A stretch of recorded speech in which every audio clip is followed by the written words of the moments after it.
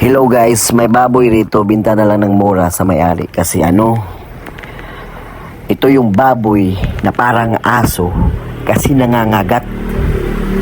Hirap hawakan. Tingnan nyo nga yung tao nasa ibabaw. Ginaganyan yung baboy para makita dito sa video kung ano talaga yung baboy. Baboy ba yan o aso? Kasi tumatahol at saka nangangagat. Mamaya tingnan nyo guys. So bababa yung tao saglit lang kasi yung baboy tatakbo talaga. Kakakatin ka talaga. Oo, parang aso. Baka gusto nyong bumili, bigay na lang ng may-ari na mura, padalhin sa inyo at tirahin nyo na. Si parang nakatira sa wild, parang baboy halas, nangangagat.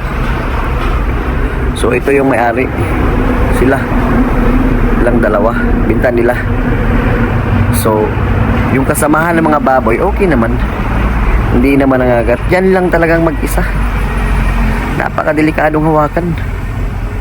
Baka gusto nyo guys, bilhin nyo na. Ayaw na ng may-ari na ng baboy na yan.